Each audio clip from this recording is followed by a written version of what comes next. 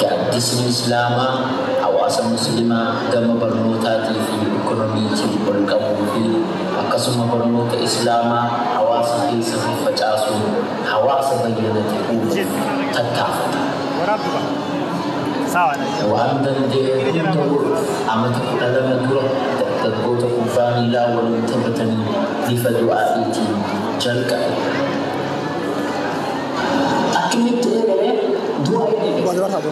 Gaafa irratti dura eegalu warra hanga tokkootu waliin dhufee saayibban hanga tokkootu jaluma kubbaa taphatu fa'aa waliin dhufanii hojii uummatummaa kana bakka silaalee deebisan du'aa'i hawara guddaanii ofiis supermarket jaamatu isinii karaa lamaa Naayiroobii Keeniyaa keessatti ofiis supermarket jaamatu san gubbatti waliin dhufanii du'aa'i eegalanii hayyoon gaaddisa islaamaa dargaggoota gartee musliimaa warra gartee dargaggoota keenyaan dura gartee kaayyoon isaa lafaa kaa'ee gaaddisa islaamaa jechuudha. Maqaan isaa faduraallee dargaggoo musliima Oromooti.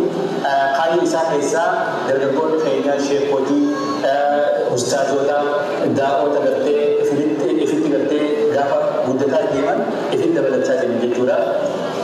Akka lakkoofsa faranjiitti bara 2010 akka lakkoofsa biyya keenyaatti bara 2002 magaalaa Naayiroobiitti gaaddisni islaamaa kan dhaabbate. Naayiroobiin akkuma beekamtu iddoo hawaasni keenya waggaa 40 duraa eegalee itti imalaa jiru. Biyyi keenya jireenya uummata keenyaatiifis mijaawaa ta'uu baattus manni keenya keessa dabarra jedhee abdataa ta'a.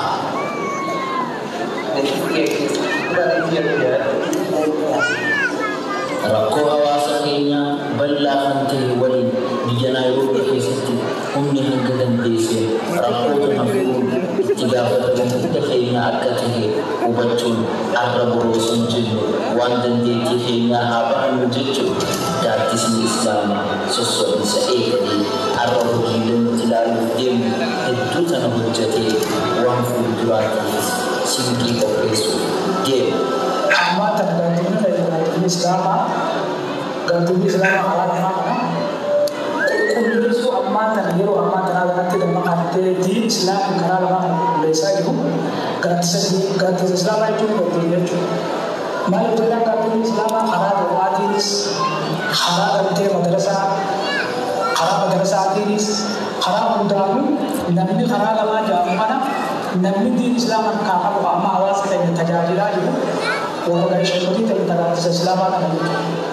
Kanaafuu amma karaa gartee madarasaa qorqorroo xiqqishoo fakkaatu amma ol ture jechuun ishee amma nuyi keessa ture qorqorroo xiqqishoo sanii tajaajilaa turan jechuudha. Qorqorroo bu'aa gartee ijoollee kan akka gartee oomishu gubbaa gaggeeffaa ture.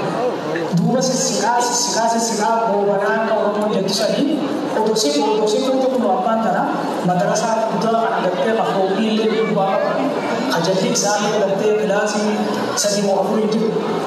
Kebutuhan Islam mungkin karena kayak saya kira alhamdulillah rabbil alamin rabbil balanya apa. Gaaddisni islaamaa wanni inni irratti hojjetu waashan barnoota masjiida keessaa yookaan halaqaa barnoota onlaayinaa zuum irratti hojii daawwaa onlaayinii irratti akkasuma lafa irrattis akkasuma markazaa fi madrasaa irratti ammallee hojii gargaarsaati.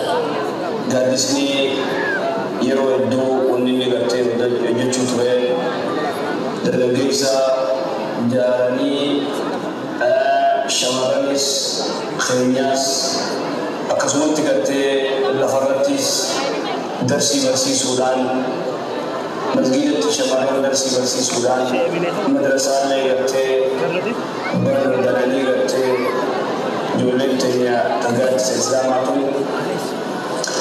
ijoollee xiqqishoos barsiisuu gurguddaas barsiisuu hawwanillee barsiisuudhaan gartee iyyuu beekaman khayri isaan dalagan khayri jalduudha waa hedduu wanni gartee isaan godhuu jira.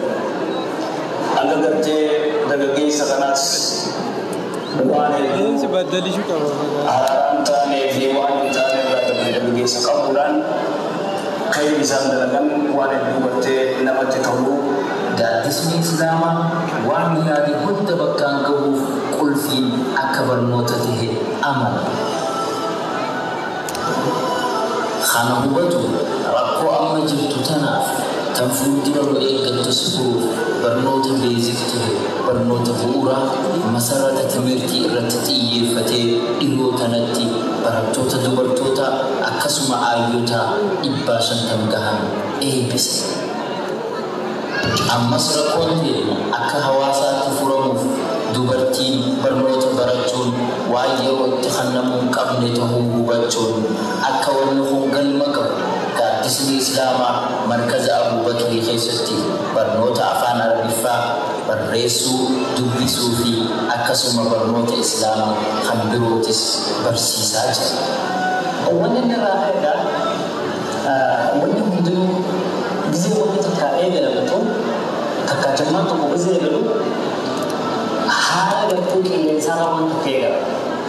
Gaafa san keessatti maashaallah ulamaa'in hedduu kamanii Nairobii tana kan irratti duba maal jennee miti tokkummaa gartee Islaamaa jennee haa eegallu jennee tokkummaa irratti wanni gartee inni irratti gartee jalqaba dura lafaa ta'e tokkummaadha.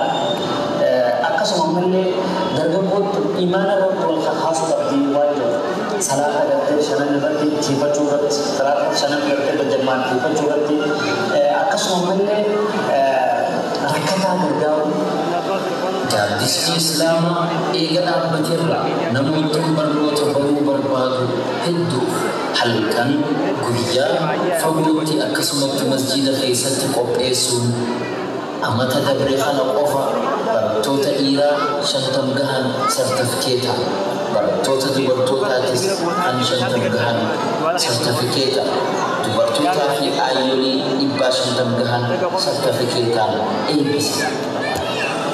Akkasuma ammallee qaraatii hedduu sheekotii hunda walitti yaadee qaraatii gisee isin qaraatu gisee isin dhaabbachuu qabdu gisee isin eegalamuu qabdutti tantu deemuu qabaa eenyu qaraasisuu qabaa qaraasisuu gartee eenyu qaraasisuu qabaa waan kan hunda gartee tartiiba godhee qaraatii majlisaa jechuudha.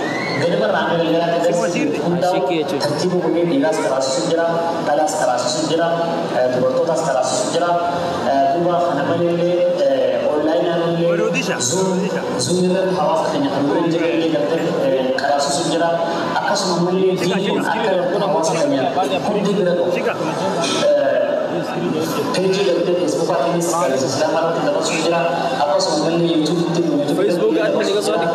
waan danda'u kallee duba dargaggoonni keenya sheekan keenya shamarran keenyaa fi hawaasni keenya mucilaa dhaabbachuudhaan waan rabbiin ulaaffisee oofuu jirra. Akkasuma ammallee Zoom irratti barattoota 300 dhiyaatu. Baaburayaanitti barattoota 200 madrasaa fi markaza Abuubakrii keessatti barattoota 300 waliigala barattoota 800 dhiyaatu yeroo ammaa tanaa barsiisaa jira. Onlaayinaanis nama hanganan ja'amne biraan sagantaa gahuu erga eegalee bubbulee jira. Wallahi simutu nakaa kona hebu angalia na huko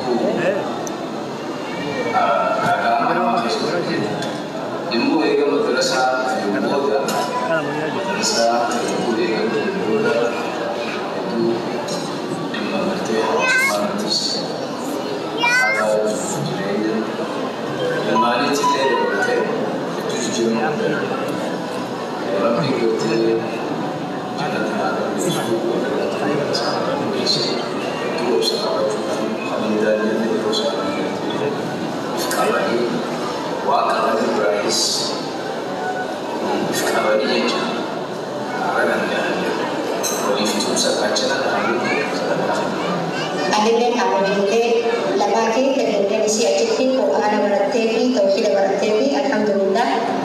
Wallahi madrasah kayak aku dia pernah ada berkata, walau itu jadi tidak bersisih, jecara di luar cukup semua jecara di luar kita mah jadi daun di luar cukup tentu faedah untuk orang sanggupan tauhidah, kemudian kamu tauhidah dan yang kami buat tahu cukup, walau itu jadi tidak berarti senarai so madrasah kayak aku akan kayak aku betul udah baik kita akan kayak aku saudara kita jodoh kita tahu kita ini itu lanjut lakukan itu kezakan kami kita kan ada bisuki wanni biraan gaaddisni Islaamaa irratti hojjetu hojii gargaarsaati.